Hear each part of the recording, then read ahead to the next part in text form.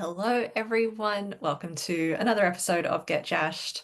I am your host, Jess Jash, and today's episode, we're back with a really, I feel like every episode I say it's a really important conversation, and yet here we are. It's a really, really important conversation. And today we are really focusing on over planning versus self-trust. So it's the difference between controlling and leading, right? And and I say it's really important because it is where a lot of us experience our undoing.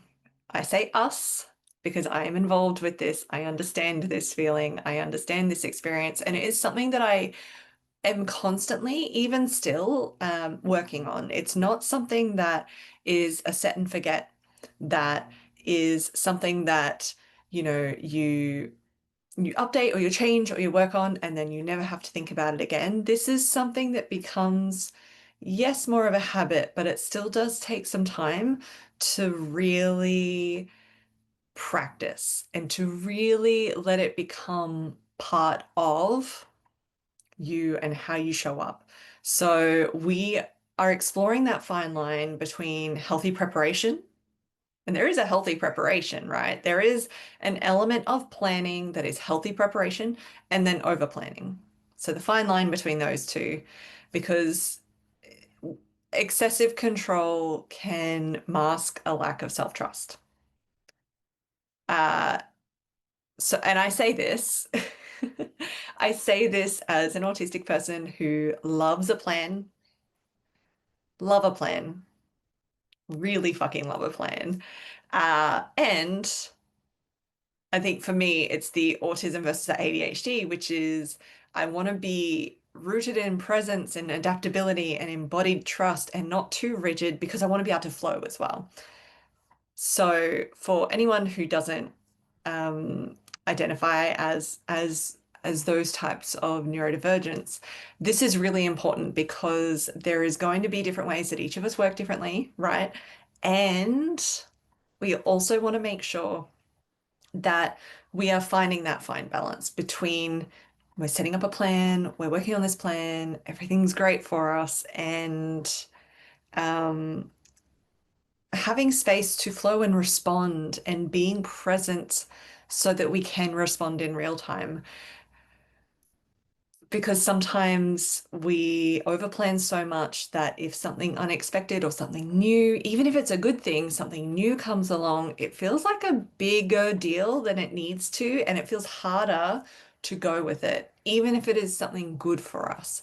So this is why we have this very, very important conversation because you are either leading or you're managing or trying to manage every possible outcome so that nothing goes wrong. And here's the hottest tip I've ever given myself is that's not how it works. Unfortunately, that is not how it works, and that is not how um, we get to, it doesn't stop things from going wrong. Put it that way. Um, because you want to be, especially in leadership, but we're also talking about just personal well-being, I think, at this point as well. You want to be able to, I hate using this word, but you want to be able to pivot when things shift, but still be prepared and planned enough to take you through to the finish line. So here is the planning trap that can happen because planning is not the enemy here. I want to make that really clear. Planning is not the enemy. Some people might actually need to plan more. Some people are flying by the seat of their pants a little too much and then wondering why things don't work out, right? So there is a spectrum here. Don't just take exactly what I say and assume that it fits where you're at, right? So that's where we're going to have this whole conversation. But planning is really useful. It is useful. It is strategic. It can be grounding. It really is grounding. Sometimes when we feel a little too flighty, a little too uncertain, sometimes we need something to plan. sometimes life will have those circumstances where we can't plan the things we really want to plan or need to plan, and that's where we need to practice just presence and planning each moment, right? We need to change our relationship with it, but planning itself is not a bad thing. Planning is really, really useful. It can be a really good strategy. It's really grounding. It can give us relief or relief from anxiety, I mean, or relief from stress. If we feel like we have a plan of how we will respond if something were to happen, right? So there is this element of knowing that there is a contingency plan or there is a something in place in case maybe the worst case scenario happens or in case something bad happens. And then we know that there is a plan. So most governments will have a pandemic plan, for example. Most governments actually do have a pandemic plan before the most recent one. They have a plan in place of what happens if there's an outbreak. Many areas that are susceptible to things like cyclones or hurricanes or typhoons, depending on whether you are, they will have a plan in place. Some areas learn unfortunately after the fact that their plan wasn't adequate, right? So there's always a constant learning, and we're talking about big things here, but if we just talk about, if we acknowledge that this is a thing that is really, really important, and then narrow it down to our own context, then we can look at where over planning is not important, or rather, not helpful. Over planning is where it steps into rigidity and perfectionism and this illusion of control. Whereas planning can help to reduce stress and allow enough structure and stability and scaffolding for creativity. Over planning can actually increase stress and reduce the ability to be creative, the ability to, um, for you or your team to take initiatives and be creative and look at something different that might be more innovative. Over planning can actually stifle that. I'll give you an example. It's a really benign example. When I first started teaching yoga, 10 years ago, almost, holy moly. When I first started teaching yoga, the idea was because you usually when you teach a class, you have a certain amount of time that you have to take the class through their flow and then bring them back down and give them their shavasana, their relaxation to finish by the time that class time finishes. And that's important because uh, you want to respect people's time and you want to respect their own nervous systems and their own ability to not have to worry or stress about, are we done yet? I need to go here next. Like, you fit in this time. So whether that's 60 minutes, 75 minutes, whatever it was. And the idea was that you could plan out your class pose by pose, transition by transition, whatever that is, right? And for a flow yoga class, sometimes this can be helpful especially if it's, a more active class or a longer class that you want to be able to make sure that you are both filling it up, but also remembering what you do from side to side or being creative with it. So there is an element that is really useful and strategic and grounding as a teacher to have a plan in that way, to be able to know that you're not just throwing it together off the top of your head for the students while you're in the class. There's actually a plan that might prepare their body for a peak pose or whatever the idea or intention of the class is, right? And while I found that useful, I also very quickly realized that while I was actually teaching the class, if I was trying to follow whatever I've written down literally next to me, especially in a flow class, restorative and yin is a bit different because it's a lot more grounded. I'm not sort of in the flow with the class. I'm holding the flow for the class. But in a flow class, if I'm trying to teach and follow every single step, I am out of my body. I am ungrounded. I am not present to the students in front of me, to what their experience might be, as I'm not as present as I should be. I'm in my head. I'm distracted because I'm trying to look at this piece of paper and follow it to the plan. And and it's always a best guess of how it fits in to the time, length of time, right? Like sometimes you really nail it, sometimes you're a little bit off, and that's fine. But I quickly learned that having a step by step by step exact plan was not the best way for me to teach because, well, A, students weren't getting the best version of me as a teacher because I wasn't present. I wasn't able to pay as much attention to them and be with them in the room. I was more with me and my piece of paper, right?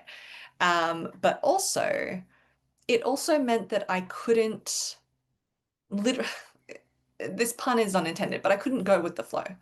I couldn't go with the flow that was the class, that was noticing energy in the room and how people might be responding and maybe making adjustments or, um, realizing that the timing might be off, so I need to adjust along the way and make sure it's balanced. So that made it more stressful for me. It made it feel less creative for me. And I'm not convinced that it actually gave the best possible experience in any given moment to the students who were paying to be there. So I figured out an in-between where I would figure out the theme or the pose I wanted to work up to and a couple of things that I wanted to hit along the way, or maybe a thing I wanted to play with, whether it was direction on the mat, whatever the thing is, because sometimes things don't need to be as overcomplicated either, but I would figure out what that was and have them in mind and then go with the flow. Pun not intended, but it works. But then actually just be present and take them through some things. If there was something new or something that I hadn't done in a while that I wanted to add, I just made sure that that was in there. But it wasn't exact pose by pose by pose written down because I was way more present. I was able to be a lot more grounded and then help hold that grounding space. And it wasn't as stressful of an experience when, sometimes leading or facilitating can be not stressful, but it is energy work, right? Um, so so there's a lot of different ways that this can show up, that makes it really useful to play with and explore in your own context. Because if we think about self-determination theory, even with control versus autonomy, if we are over controlling as leaders, if we're over controlling, we are taking away the opportunity, and undermining the autonomy and then motivation of ourselves or the people we are leading, right? If we're trying to over control. Um, and if we think about we're building a skill to be more psychologically flexible, right? So there's adaptive functioning, so being adaptive to the moment, that is linked to well-being, where rigidity can predict stress and poor outcomes of whatever the thing is that you're focusing on. So if we are looking at why we need to really consider how we are approaching this idea of control, there is research behind it. There is actual data and actual experiences that tell us why this is important. If we think about our relationship with over planning, and I mean over planning, not planning, not having a plan, not having a contingency even. I mean over planning. It can signal a fear of failure. So it's that perfectionism in the sense of, I cannot fail. What happens if I fail? I need every scenario covered, right? And again, there's going to be times, and depending on their level of responsibility, I gave some government examples, right? Government have a responsibility, to their people that they serve because they are public servants. They're not in power, they are in service. they have a responsibility. So they do need to have a lot of different contingency scenarios covered, right? And as a leader, sometimes you need certain things in place, but we're talking about the day to day. If you are so caught on perfectionism, it can indicate a fear of failure. And it's okay to not want to fail. I I don't like failing. I'm someone that if there is a new sport in front of me, for example, and someone says, "Oh, come in and play," I want to be immediately good at it. So sometimes I'll hesitate to step in if I don't know how to play it because I don't know if I'm going to be good at it, right? So I get it. And we need to really just be aware of the lack of trust in ourselves that over planning can signal, like in ourselves to handle the unknown, to handle what we don't know yet, the lack of trust it can indicate or instill in our team, saying, well, I don't believe you can rise to the moment, a lack of trust in the process, um, in the sense that not everything can be controlled. So this is where we need to sort of assess what is actually informing that need to control. Is it a very pragmatic, yep, this is a responsibility and it's going to create trust, it's going to create scaffolding or create stability or create a foundation for us to then grow or thrive from or flow with? Or is it to to follow everything to the letter, which is where a lot of micromanagement comes in. It's people are trying to help their team members and going, all right, follow this exactly. And you want to make sure that that is an approach in scaffolding and foundation, not a you have to say exactly this, right? So there's an element there.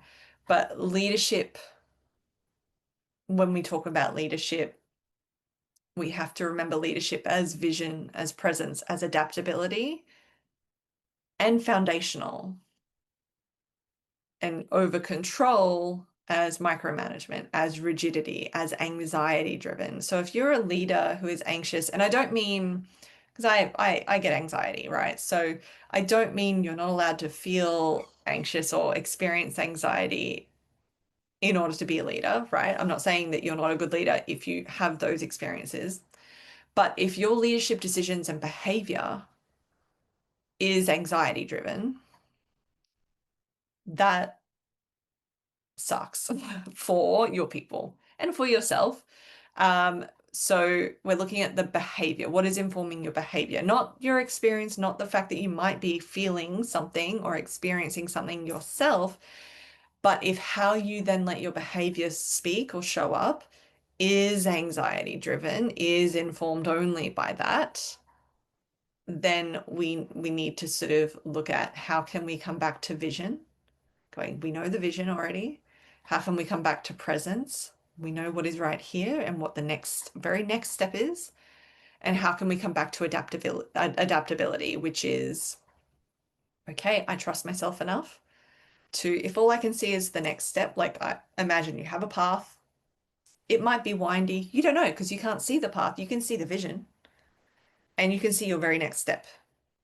And the rest of the path might be a little foggy, it might be dark, it might be unknown, but you can see a certain amount. And all you need to be able to see is that next step. And know the trust that whatever boulders or obstacles you come across at any point along the path, you will know better how to handle that or how to adapt to that once you get there, not from the start line. It sounds cliche and cheesy, but it is that way because it's true. So really keep coming back to that because when we are an over controlling leadership, we stifle innovation. And as I said, team members just stop taking the initiative and we stifle flow theory. Like we stifle people being in the flow. So flow theory speaks to true performance thriving in adaptive, not over-engineered conditions, right? Because we also don't know everything. So we can't possibly create the exact perfect environment or engineered environment for things to thrive because we don't know everything and we will never know everything. And we also don't know everything that will happen and we will never know everything that will happen. We can be as prepared as we can. There is a great thing in preparation, but flow theory means that we also need to, in our preparation, acknowledge basically that we may need to be adaptive. If in our preparation we are assuming that we are completely prepared and nothing else will happen, that's the rigidity.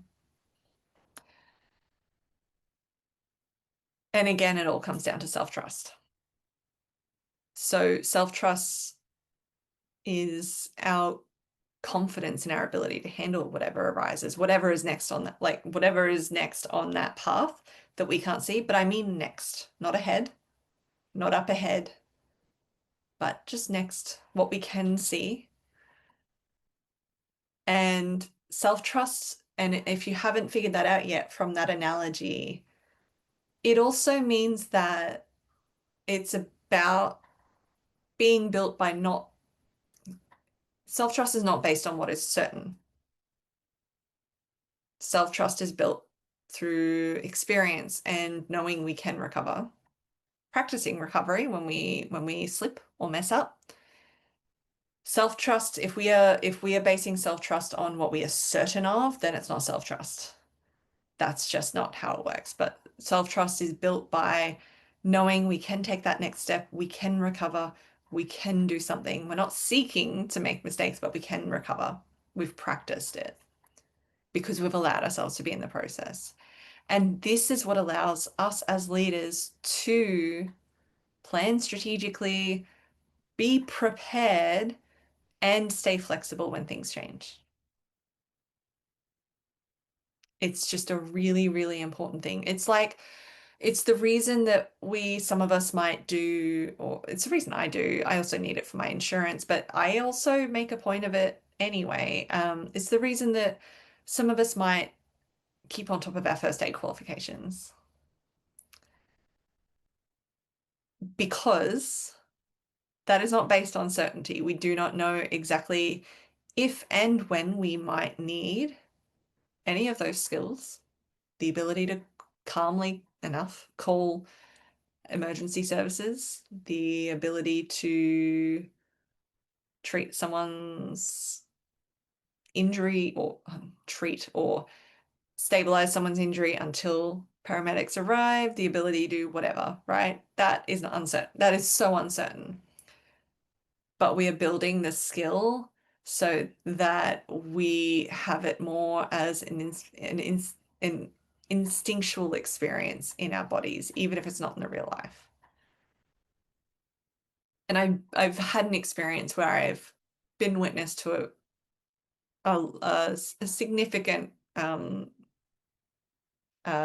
crash and needing to just respond and call 000, our emergency here, and just talk through what is going on, and then use those skills to just kind of help support everyone else who was there supporting, right?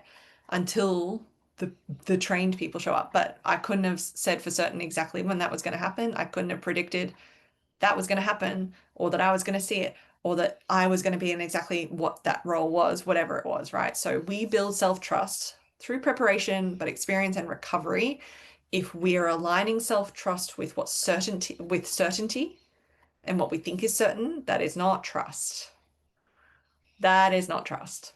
All right, so we need to stay flexible for when things change. We need to assume self-trust is the ability to handle what shows up based on our preparation, not based on what we know exactly or what we think we know exactly. Right, so this is going to be different for everyone. I know. And some signs that we might be over planning. And look, some of these show up for me too from time to time, and that's when I can check myself and go, oh, okay, I see. So some signs in a practical sense that you or we or me might be over planning. If you are so caught up on your endless checklists that you're not actually starting the thing.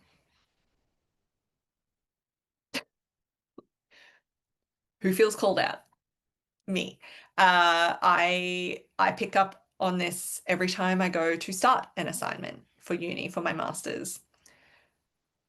And I know enough, at least, to know that I just kind of need to put something, whether it's research notes or something on the page just to get me started because I could keep rereading the description or whatever it is of that assessment or that assignment and it can take me a minute to actually start if I don't check myself, right?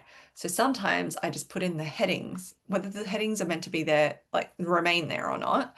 I put in the headings of the things that they are asking us to do because then it's on the page, on the other page, and I go, all right, I've got my layout, right? So that's how I get myself out of it. But that is also a sign of just getting caught in the checklist that I'm not actually starting. It could be your to-do list. It could be a new project you want to do. It could be um, meetings upon meetings, right? In a traditional workplace, it could be having a meeting about the meeting and then, oh, we could have another meeting, but not actually doing anything or not actually, which leads to the next point, delegating. So if you're not delegating or you have a fear of delegating, or if you're in the space of, well, it's just easy to do it myself. It's easier once to do it yourself, but it takes that once to teach someone else how to do it. Most of the time, for most things, if it's something you can delegate, it's just a matter of teaching the other person, and then it is easier for them to do it. So we have to look beyond that next step. And often when with delegation, we see that next step as, well, if I'm taking the time to teach them, I may as well just do it. Yes, for this one time, but you're teaching them to do it beyond just this one time. You're teaching them to do it beyond, whereas you're nearsighted here. Like you're just like, oh, I'm just focusing on this once. So if you have a fear of delegation, you might be in that over planning, over preparation. Um, oh, Another sign is, look, this is also a very valid thing too, but we're going to get into it. Another sign is frustration when other people don't do things your way. Sometimes there is just a most efficient way to do something. I'm going to admit that this is something that I know that many of us struggle with in a lot of different contexts, but let's consider this. In a leadership context, you can teach someone and maybe even write it down as a process, depending on that context, how you do it. Use that as a framework, maybe highlight or mark the necessary bits, depending on if there's compliance involved or if you need that record or whatever it is, right? Highlight the actual, like, you need to hit these points. Regardless of how you get this done, you need to hit these points. Great. Clear, that's clear communication. And from there, let people find their way. Let people find their way that works best for them because we all work differently. As long as they are hitting those points and maybe there's a timeline as well involved that you need to specify, great, specify it. As long as they're hitting those points and hitting the timeline required, let people work the way that they work best. And they will find their way. You can give them the framework, you can give them the foundation and go, this is how I do it. Try it, hit these points regardless of how you do it. Try this, but then adapt it based on what you need.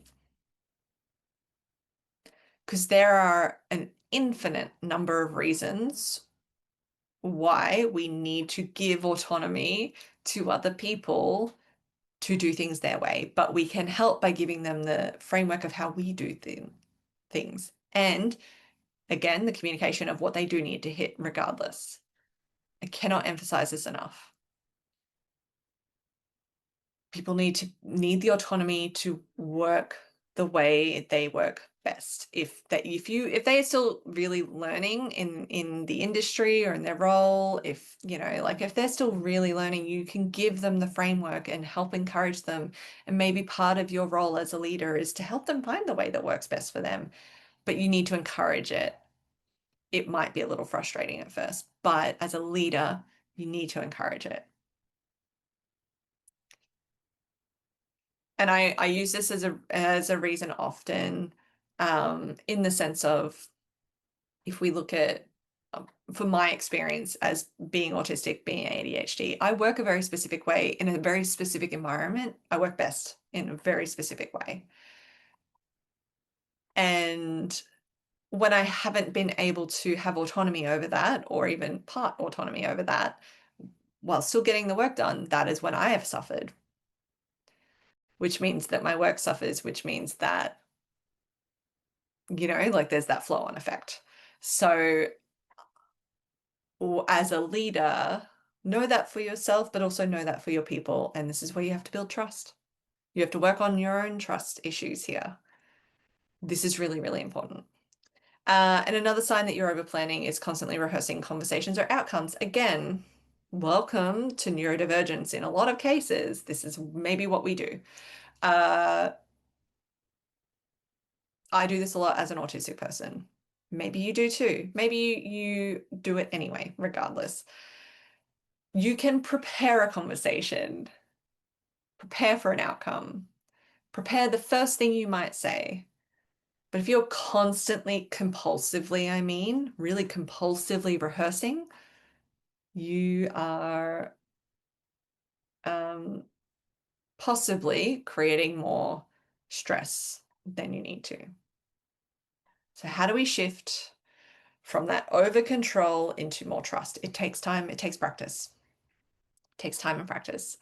We can practice our embodiment skills, right? That embodied check-in. We can notice the tension that might show up in our mental tension, thoughts, in our bodies. Notice tension when you cling to certainty. If anything, it's meant to make you feel like certainty, technically, if it's real at all, I don't think it is, but it's meant to make you feel more relaxed, right? Because you're like, oh, I can trust, it's certain. Not make you feel more stressed. So if you are tense when you're clinging to certainty, it might be an indication that you're in over control. So do the embody check-in, acknowledge it. Set the container or the outcome or the goal, not the script. So often, people really just want scripts that they can work with, especially in the work that I do with them. And I get that I do too from time to time. And it's not that that's impossible to deliver or provide, right? And there is an element that we do, but we need to make sure that when we are talking scripts, we are also simultaneously, or before we even get to scripts, doing the work on what gets us there. So that is clarifying values and outcomes that you want, the goal you want to get to, but leaving enough space for how to get there, especially if it involves another person. That is then beyond just your own mind, your own thought process. So you cannot plan for exactly how they will respond because they are an entirely other mind and thought process. So when it comes to these conversations as a leader or whatever context that conversation is happening in, or for whatever need, you can set the container, which means just clarifying the outcome that you both want to get to. All right, so we both want to get to this point. Yeah, we both really know that this is really important. Awesome. Okay, this is what I think. What do you think?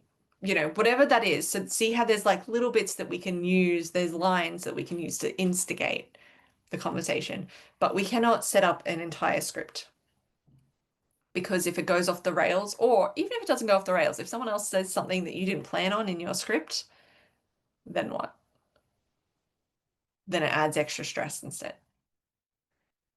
And to shift from control to trust, we need to look at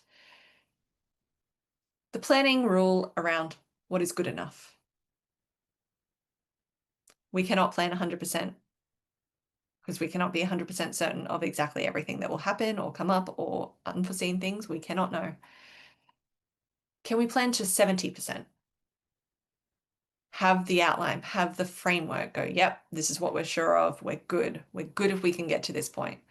and leave the other 30% for what emerges. Or have an idea, call it an idea of what we might do with that other 30%, but we're gonna just, allow, got a plan.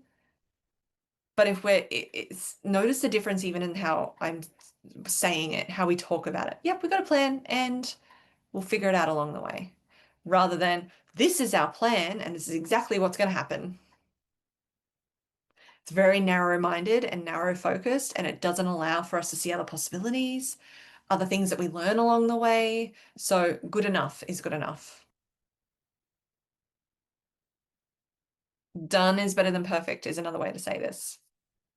So really consider how you plan and how you talk about the plan, even the tone in which that comes about. And to practice this self-trust, go back and identify times where you have succeeded without perfect preparation, where something happened even better because you were in the flow of it and you couldn't have prepared it that way because you couldn't have known the thing happened. Go back and remind yourself of all those times. They will exist, I promise. Some of it may exist because you had prepared what you did, but in those scenarios, there's always going to be an element of it wasn't perfect preparation. So look for the moments that that showed up that you were able to flow with and you couldn't have prepared saying that perfect thing in that perfect way, right? That's the practice. Just go back and remind yourself of that too. Because the impact you can have as a leader when you practice it this way is you're leading your team from trust, developed trust, real trust, not fanciful, not I'm trusting you when they're blatantly, doing the opposite. But you're developing this co-relationship in trust that can result in higher psychological safety. It allows room for more creativity, which means innovation, for more engagement. And for you as a leader who can trust yourself, that means you can pivot in uncertainty. It means you can model calm under pressure, which is the environment you want to create more of. You don't necessarily want, why would you want to create chaos under pressure in the sense of where everyone's griping at each other, everyone's toxic towards each other? I mean that kind of chaos, not the kind of people who thrive in chaos where it's just intense. Intense is different to toxic, right? So you're modeling calm under pressure. You're modeling how you can still show up even if things are uncertain. And it helps to inspire your people and teach your people how to trust themselves too, which is such a gift. What a powerful leader. Those leaders who do this are the ones that we hear about, are the ones that we revere, that we go, oh, wow, that is a great example of leadership. So to close us off, consider where in your leadership are you planning to control at this point instead of trusting yourself to lead? And what would shift if you let go of the illusion of certainty? You can feel confident without that illusion of certainty. So how can you let go of overplanning this week? Have a think about it. When you listen to this, jot some, almost like first to mind is the best one to work on, right? So jot something down if it comes to mind, and share it with me. Share it in your stories or in a post. Tag me in it. Let us all know. Because the more we talk about this, the more we can make it easier on ourselves and each other as well. So that's all I have for you this week. I can't wait to hear from you and hear how this practice works for you because it is nuanced. It is going to be very personal to each different person, but these are things we can actually look at and go, "Ooh, is this something that I might be doing a little too much of?" And go from there. All right. Thank you so much for being here with me. I will see you next week.